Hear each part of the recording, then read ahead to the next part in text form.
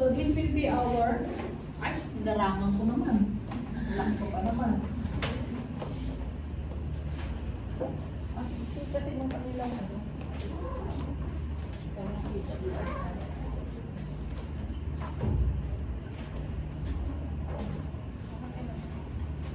sino mo HDMI nila tayo? Okay lang. Inikot ko na lang. Okay. So this will be our learning objectives. So you just read on it. So this will point out to you the common causes of maternal mortality, and hemorrhage is the topmost. Also in our country, no? Hemorrhage is the topmost common causes of maternal mortality, and even in our local society. The three topmost common causes is the hemorrhage, hypertension, and infection. And among the hemorrhage, it is uterine atony that is most common, and uterine atony is a postpartum hemorrhage. So these are the causes and risk factors. We will discuss this later on. Now, hemorrhage is divided into antepartum and postpartum. Antepartum meaning buntis pa yung patient, postpartum nakapanganak na.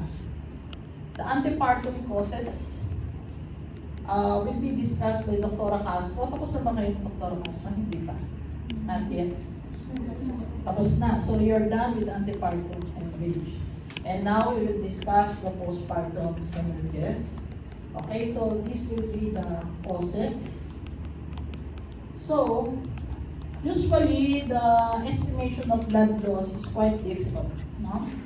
The clinical estimate is usually underestimated. And if you will do the quantitative method, yung ano naman yung tinitimbang mga napkin, hindi rin yan accurate.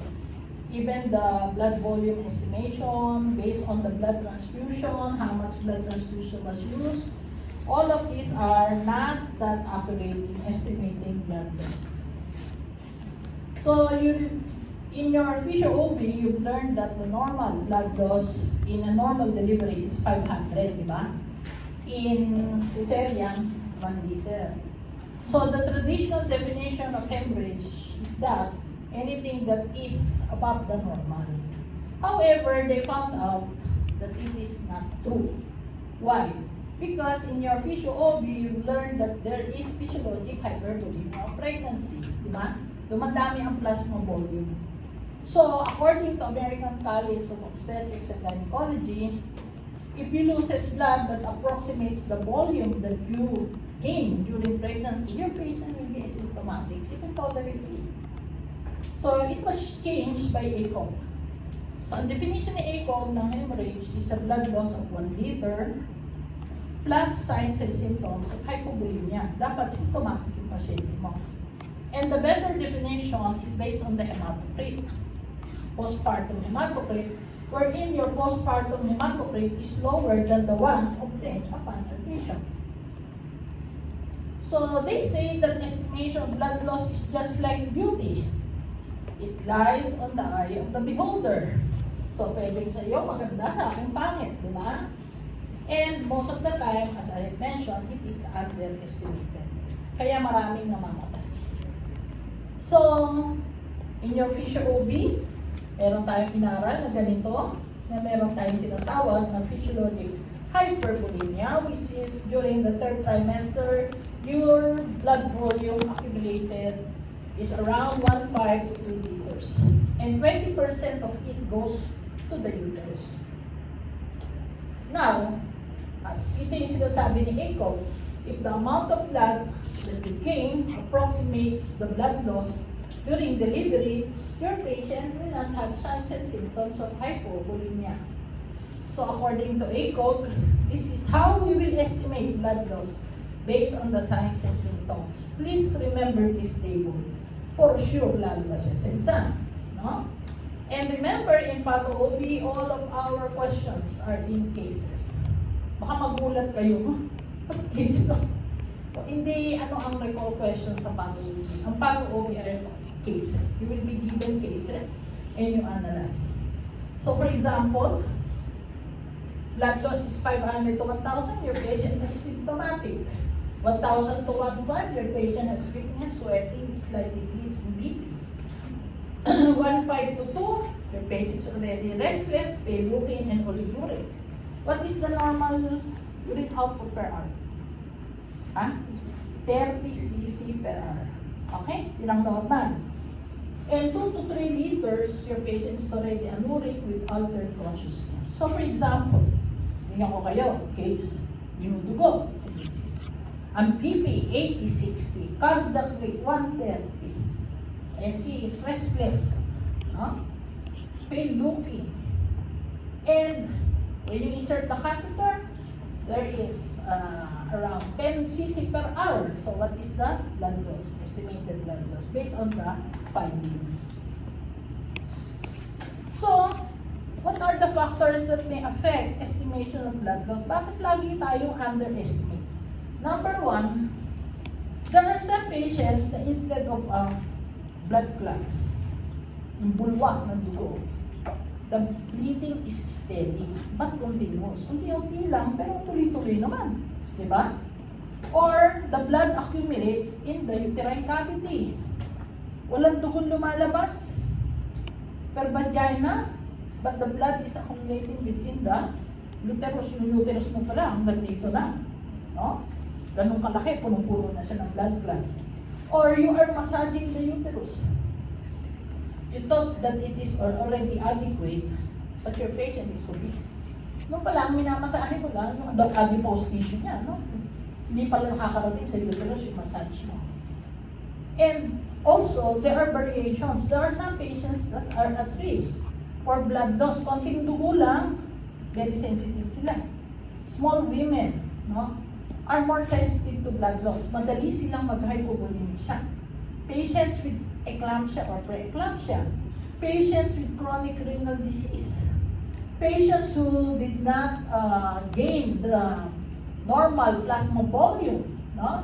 Or there are also some patients wherein before you can see changes in their blood pressure or pulse rate, napakadami ng dugo bago bumagsak ang BP nila. Merong ganong pasyente. No? Sasabihin ng resident sa amin, Dok, okay naman po ang BP, ganito. Pagtingin mo, mapagla pa sa papel, hemoglobin 4 lang. Diba? So merong ganong patient that will make you underestimate. So the more accurate is the estimation of blood loss based on the hematocrit. So what is the formula? The formula is calculated hypervolemia plus 500 ml for each 3 volume drop in hematocrit. So kamukha nito, inadmit ko, 0.34. Biglang dinugo si Mrs. after delivery. Nagpa-repeat ako, 0.28. So, ilan ang binaba ng hematocrit? 6. Diba?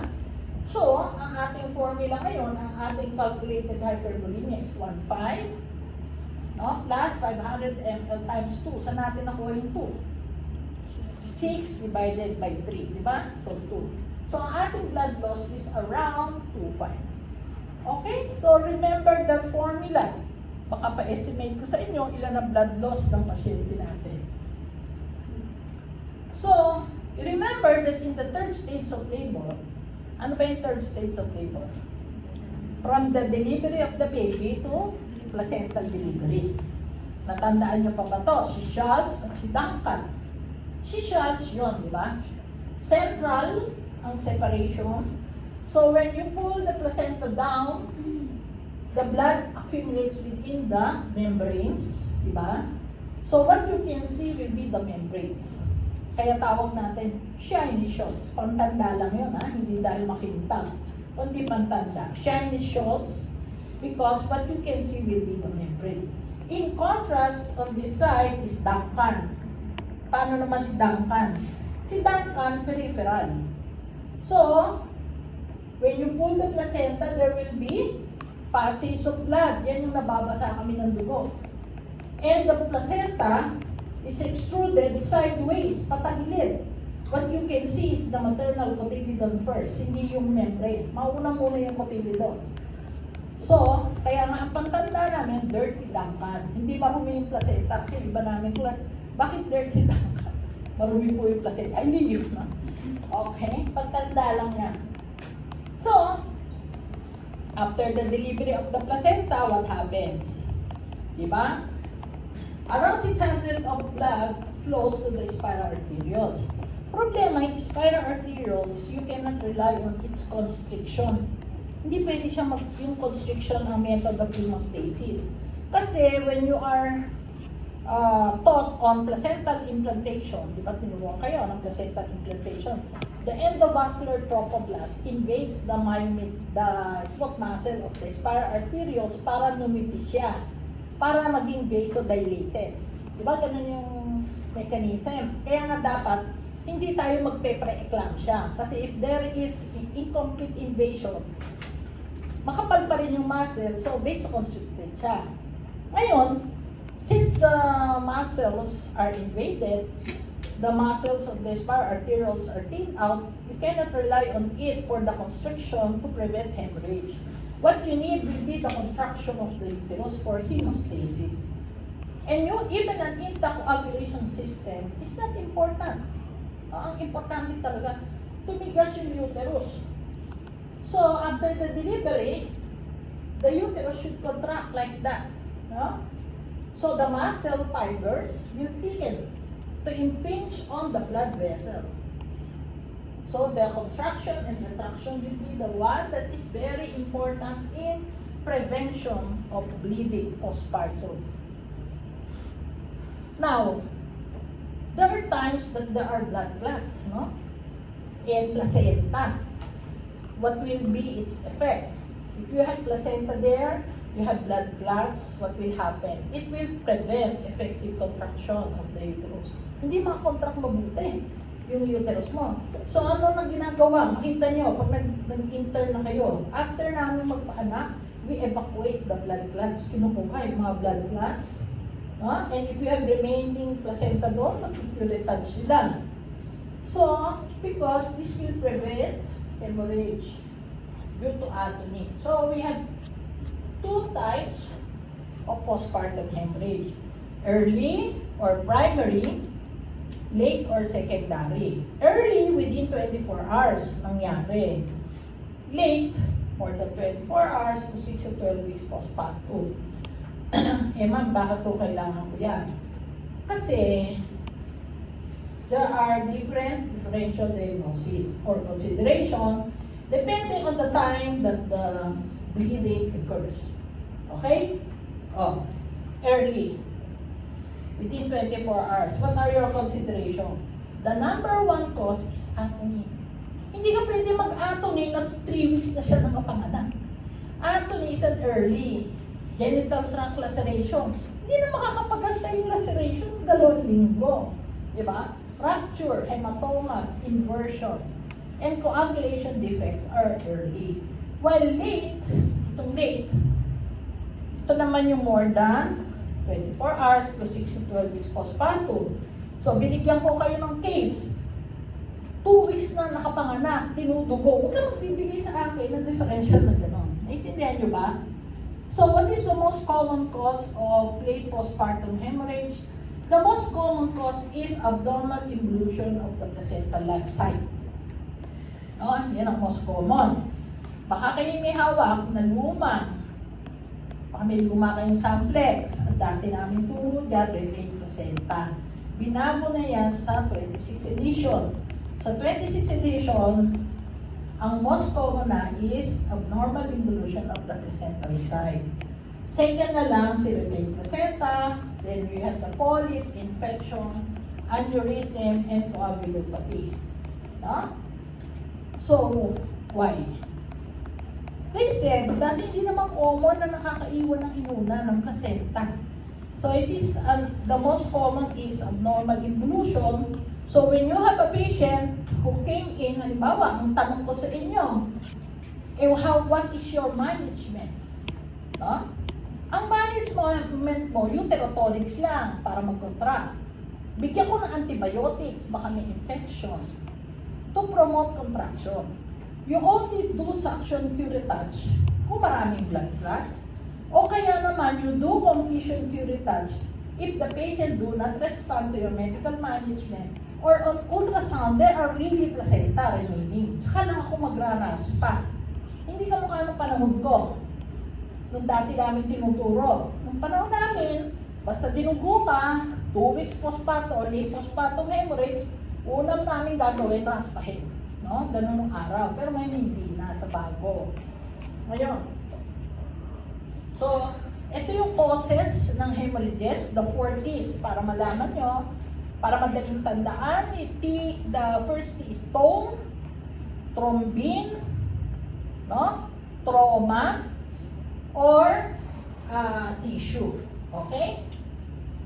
So, ito yung mga causes for tone. You have the atony, tissue, you have the placenta, no? Retained placenta. The trauma, you have the laceration, uterine rupture, inversion, then thrombin is coagulopathy. Example, binigyan ko kayo ng case. Patient came in, no? Postpartum, nanganak sa isang napakalaking bata sa bahay. Sabihin natin, 8 pounds. Tapos dinala sa inyo, binubugo. No? Okay, on examination, may bleeding, uterus firm, well contracted. Okay, which one is effective? Tone, tissue, thrombin, trauma. Pwede gano'n. Intindihan nyo? O, i-apply nyo doon. Ano ba ang sagot nyo? Firm and contracted. O sige, aaralin natin yan isa-isa. So, doon wala tayo sa tone. Atony. Paano ba yung atony? In atony, it is the most common cause. Undertone yan. 40 to 50% of all cases of PPH. Ano risk factor? High parity. Diba yung mga nanay nyo, sasabihin, ay anak, dinugo ako nung panlima ko, anak kasi manipis na yung matris ko. Ganyan yung sinasabi nila. Kasi because of the overdistension and due to frequent pregnancy, na-i-stretch yung muscles. Parang plastiko, pagka laging na-i-stretch, diba, hindi na makabalik sa normal. Kaya gano'n. Okay? Eh bakit naman may primary parity rin naman? First baby pa lang. Because, if you are primipara, di ba, ang tagal mo bago mga anak.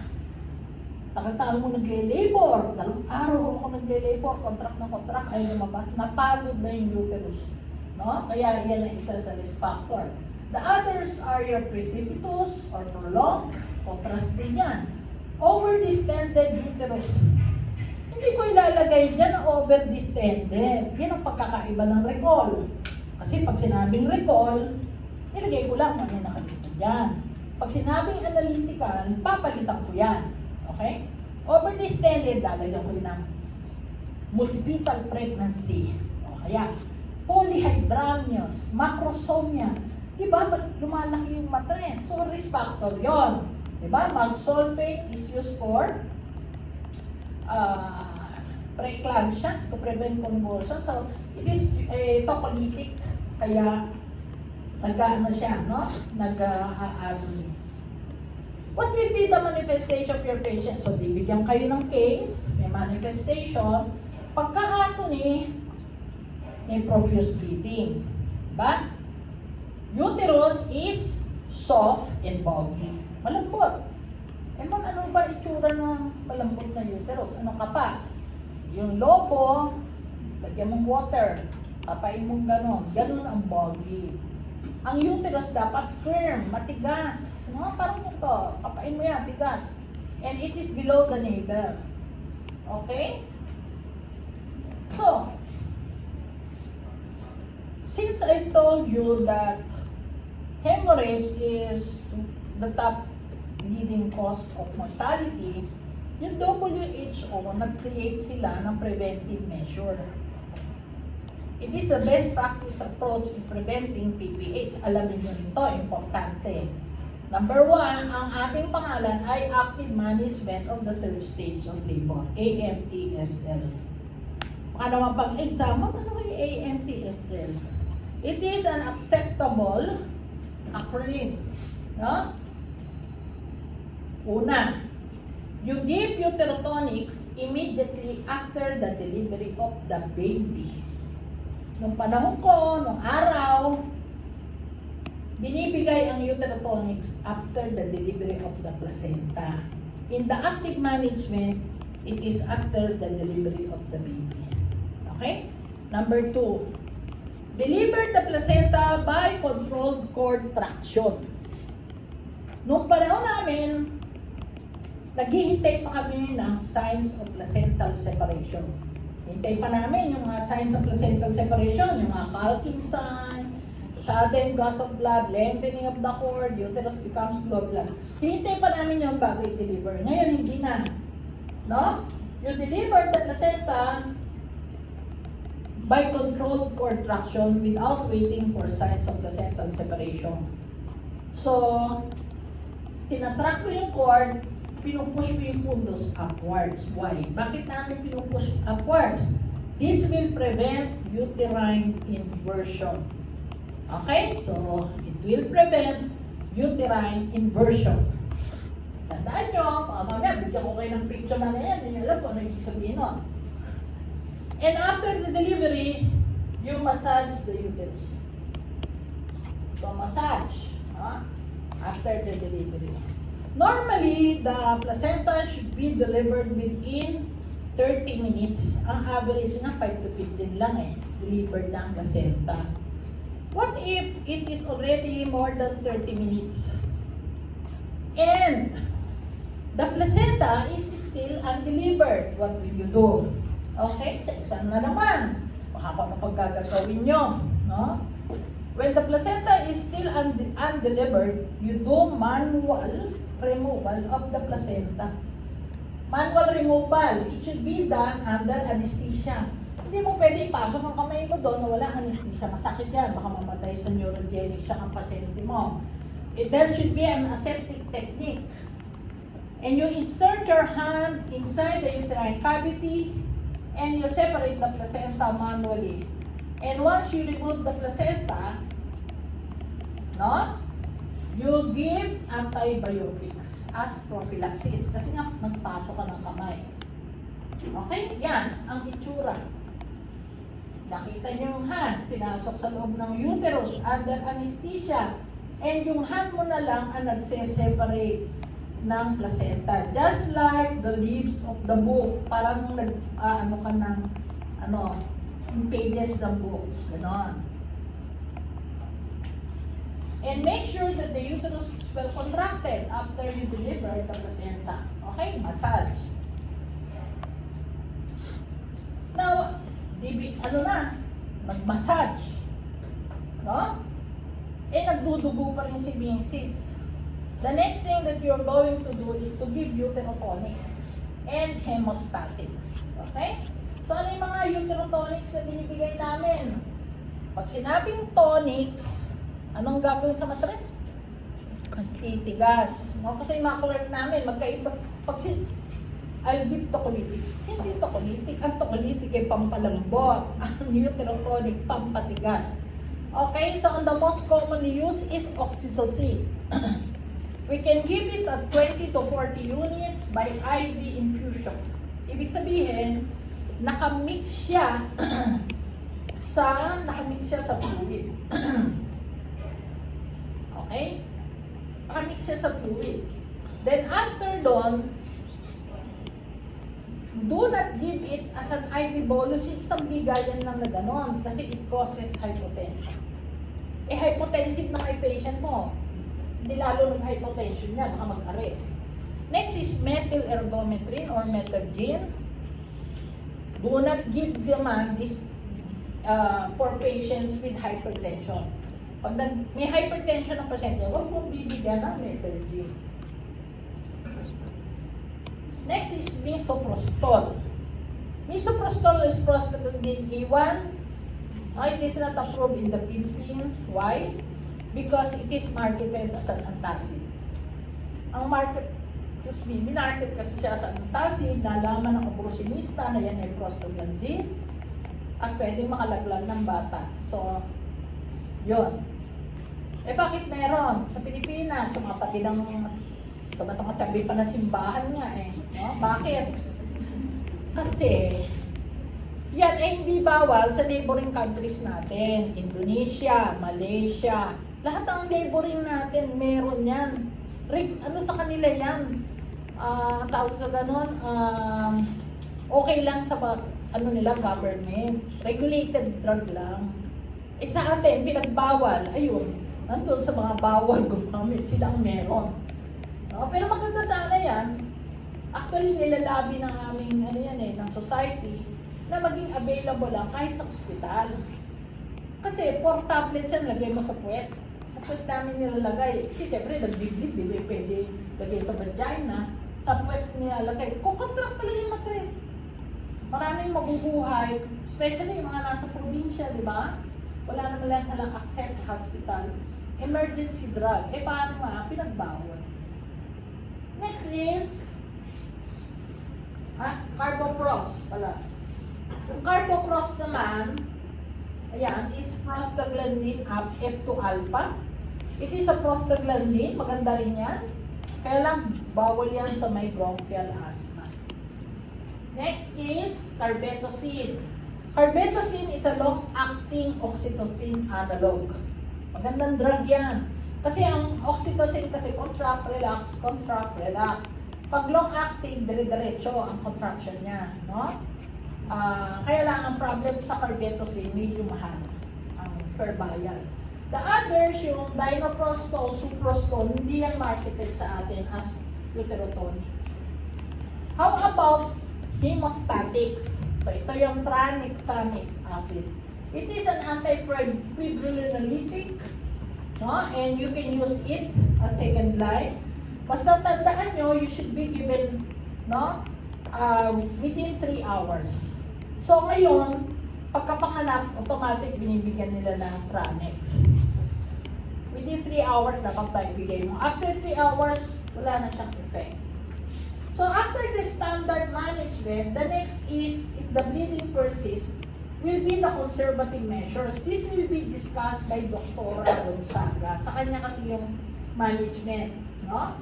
So ito yon, bimanual uterine compression, balloon tamponade, no? So ito yung bimanual uterine compression. Ni-lecture ni Dr. Gonzaga yan. Ito yung ating balloon catheter, lalagay sa loob ng uterus. And if it is not responsive, you will now do the operation, the parotomy na.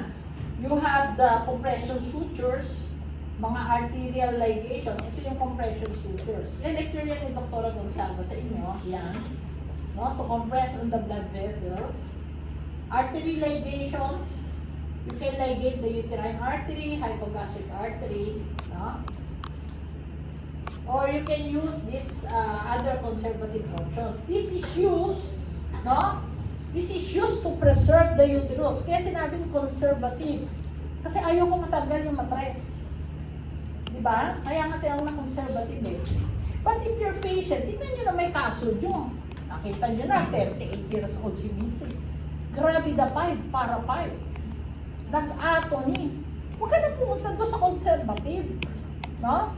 Dumiretso ka na sa hysterectomy. Huwag mo na hintayin na bleeding persists, bleeding persists. Kasi pag sinabing conservative, this is only for patients whom you want to preserve the uterus. Okay? So this will be our management. So let's go to genital tract laceration. Paano naman yung laceration? Ano risk factor? Siyempre, lalagay ko dun sa case na forceps, okay? Operative vaginal delivery or breech extraction or nag-internal podalic version. Ano ba yung internal podalic version? May second of twin. Kinuha mong gano'n, pinasok mo sa kamay. Yung kamay mo sa loob ng uterus, kinuha mo yung paa para mag-deliver. Yun ang internal podalic. I-deliver mo yung bata by breech. Okay?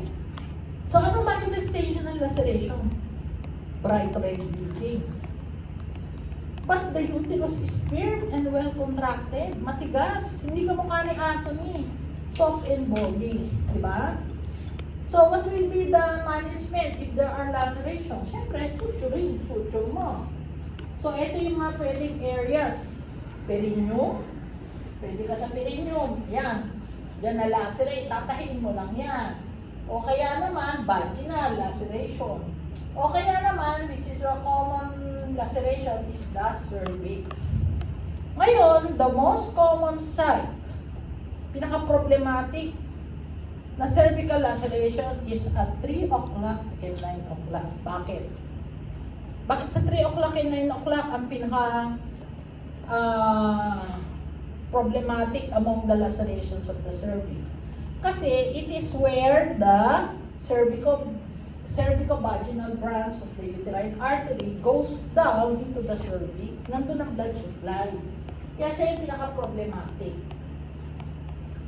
So, let's say, may case na naman tayo.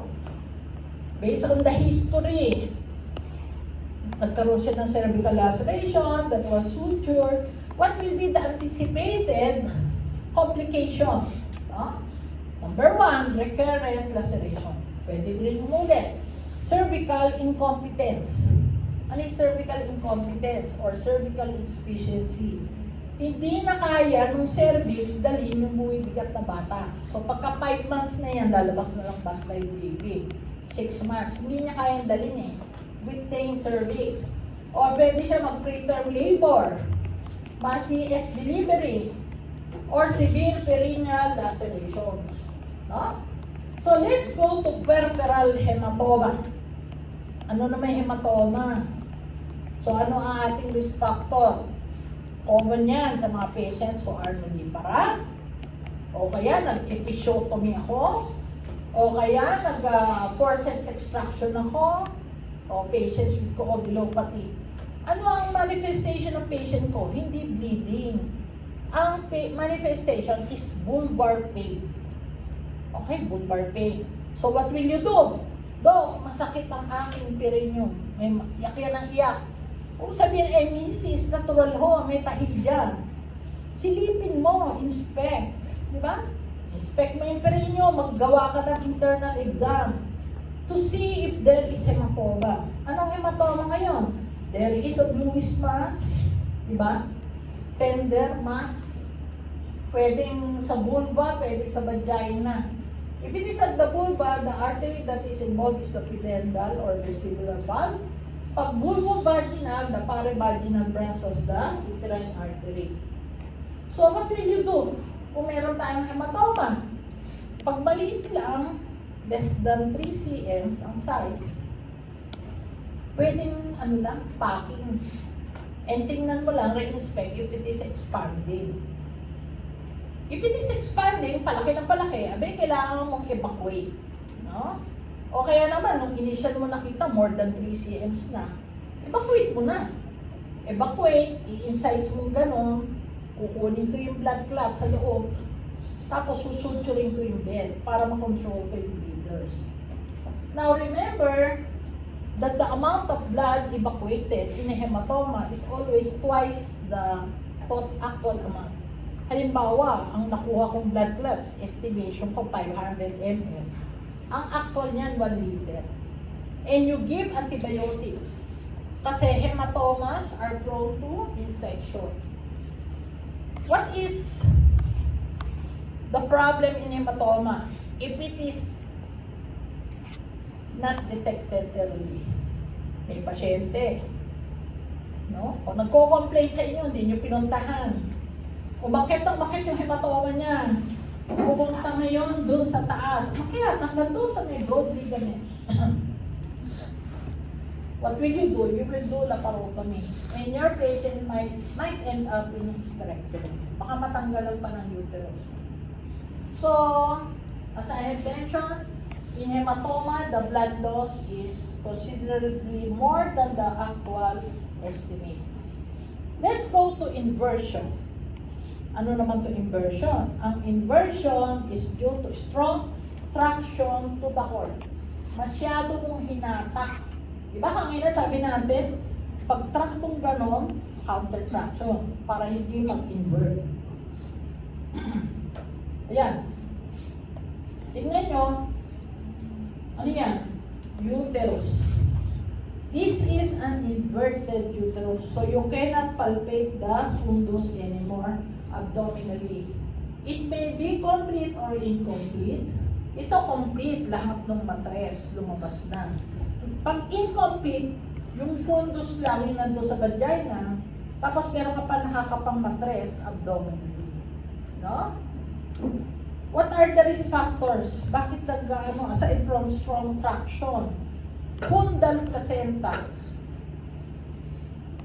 atony, no? Siyempre, pag malambot, paghatak mong gano'n, sumusunod, di ba? And then, the others are short cord adherent. So, you have to rule out placenta accreta spectrum as one of the causes or excessive uterine fundal pressure.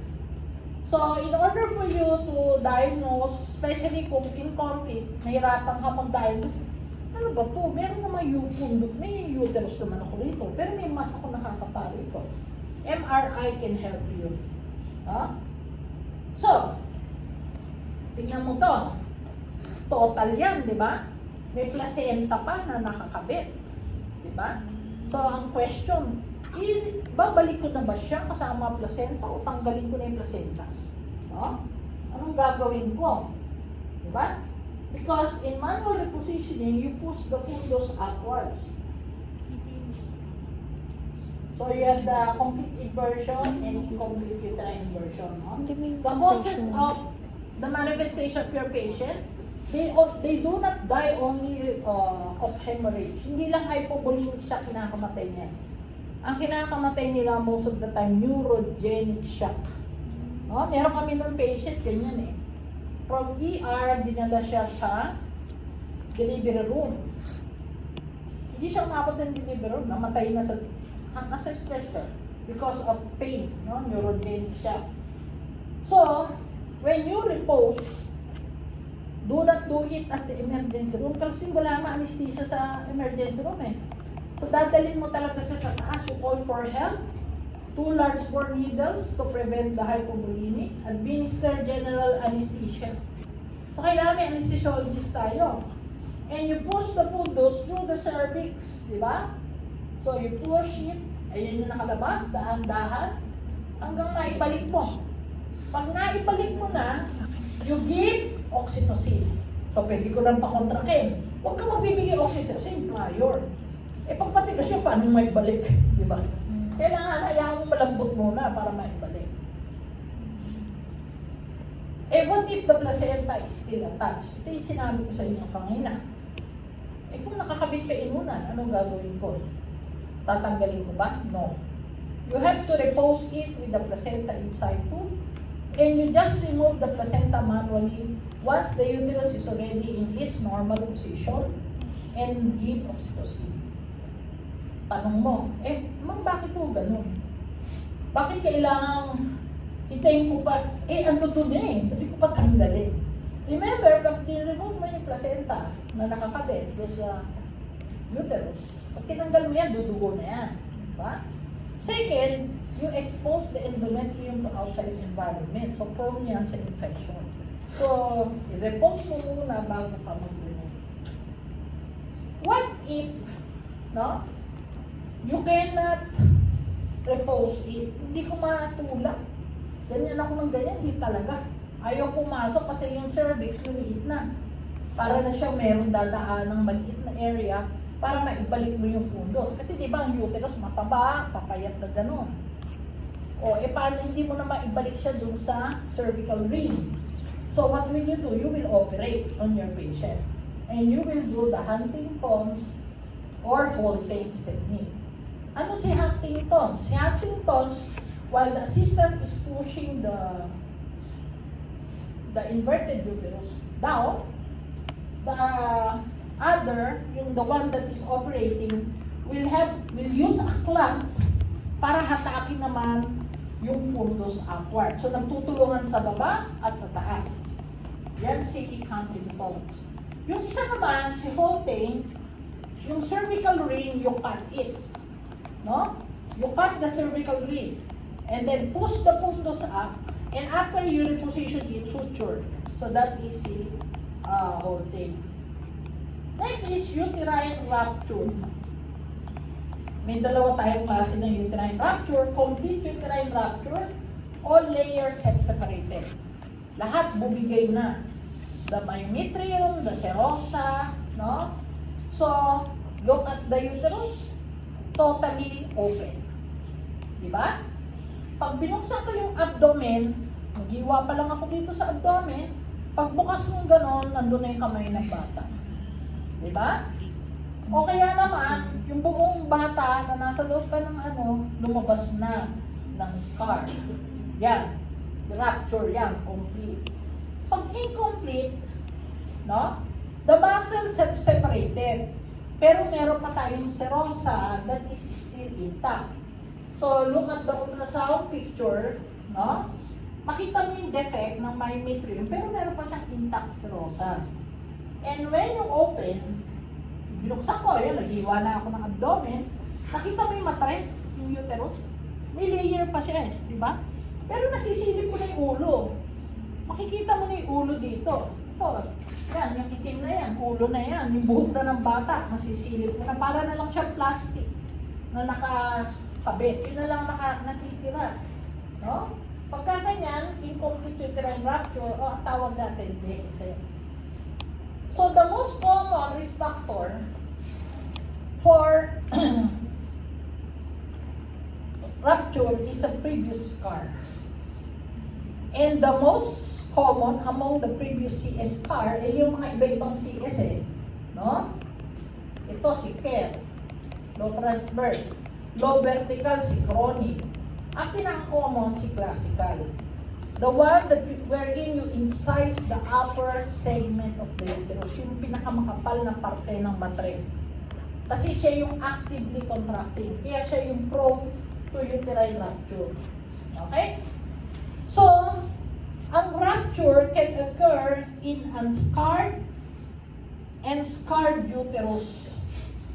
Unscarred, walang hiwa. Ba't ko nag-rupture?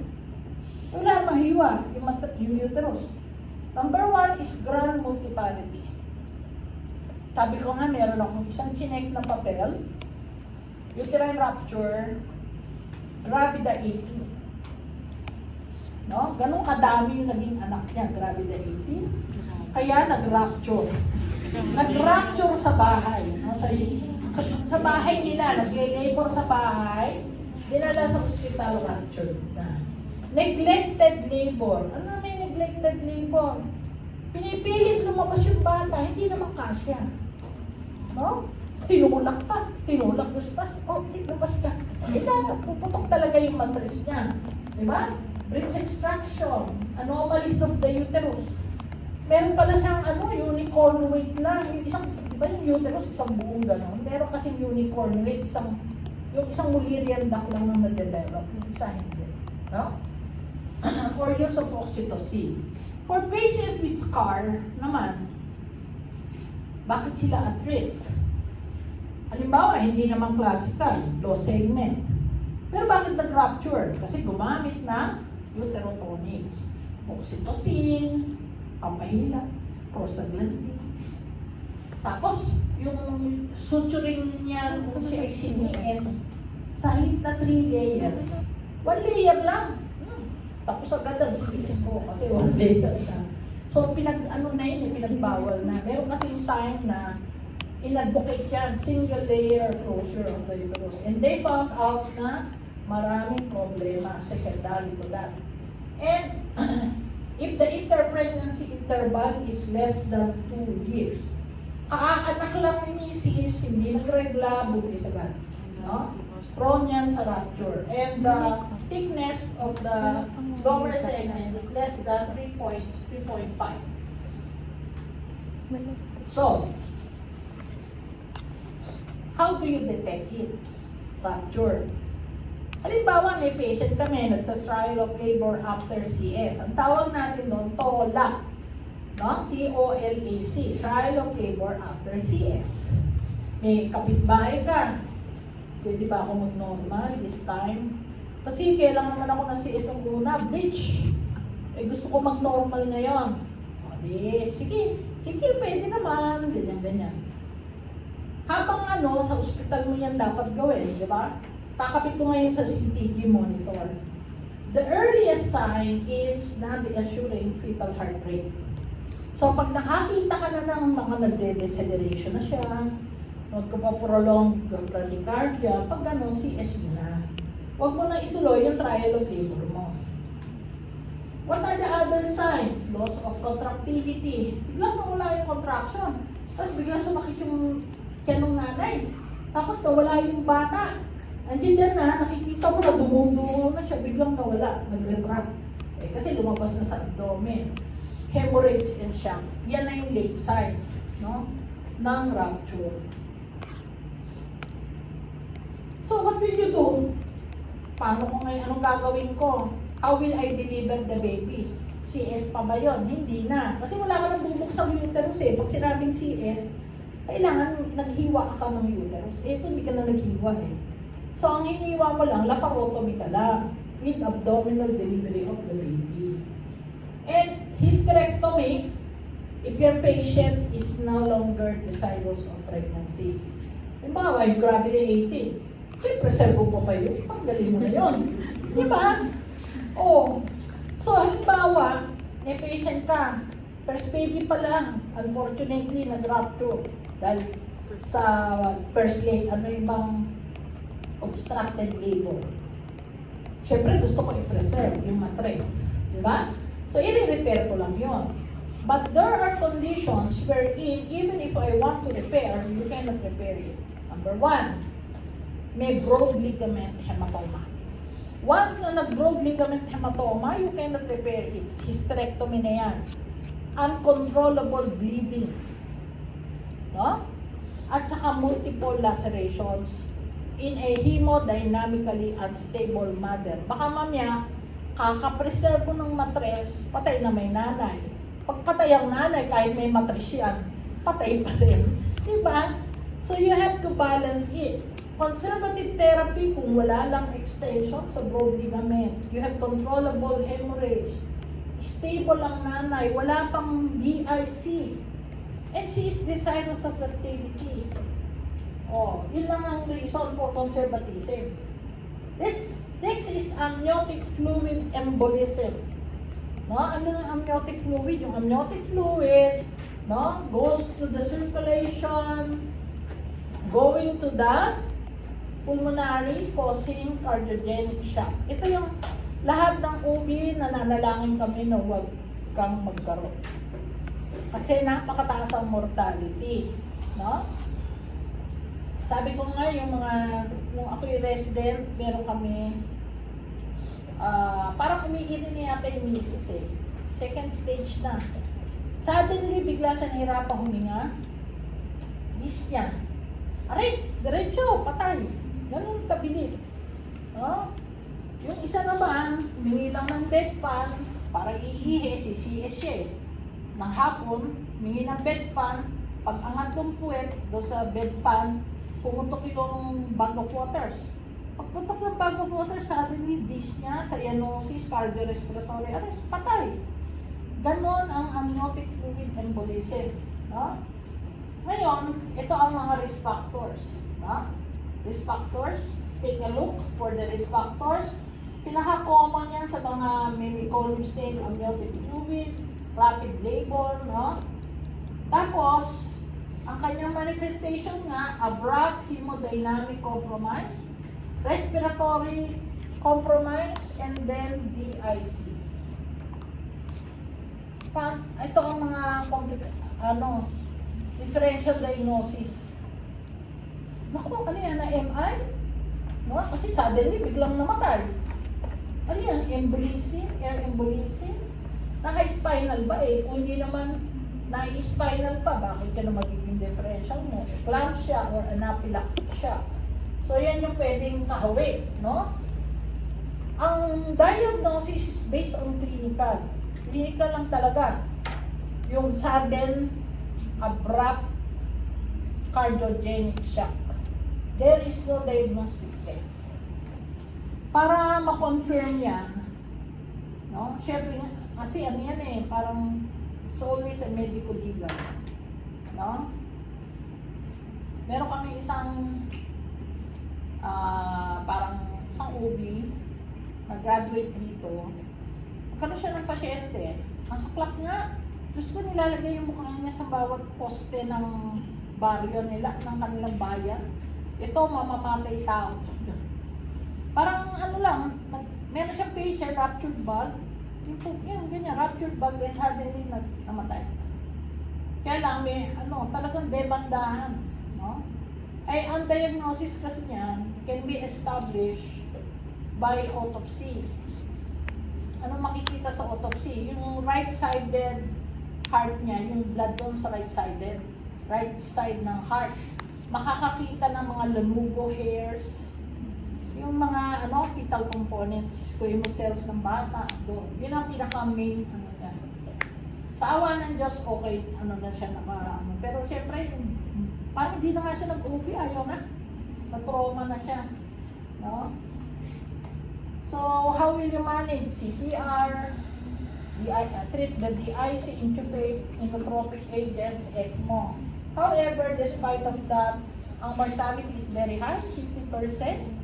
And even if they survive, meron silang neurological problem.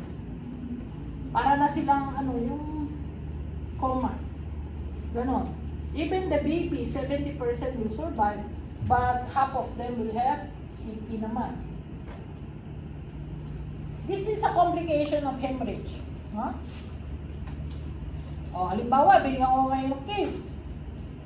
May history na dinugo, na transfusan. Tapos suddenly, ang complaint ni Mrs. amenorrhea, nawala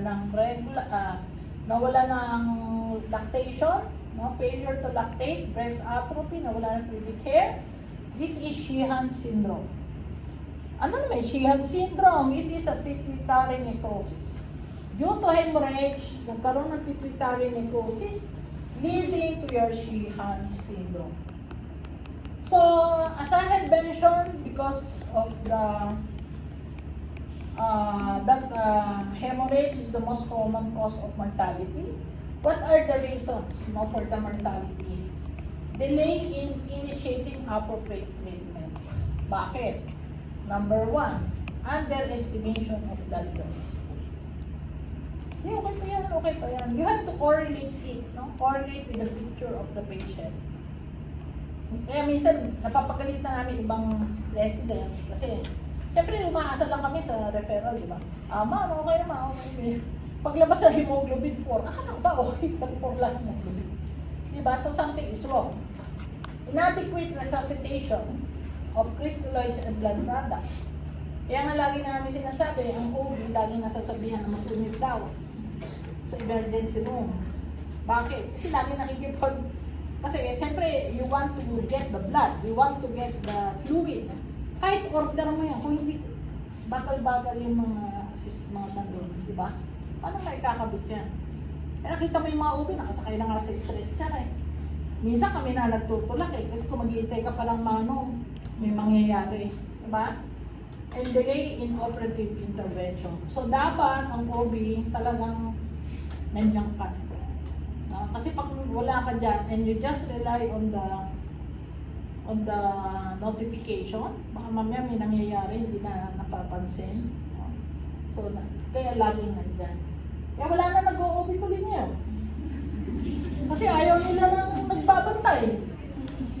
No? Ang gusto ngayon, radiology. Kasi pa-send lang na picture. Yun ang gusto nila yung walang emergency. Dati number 1 ng OB sa number na gusto mong OB, di ba? So ito, anong case to? Anong case yan?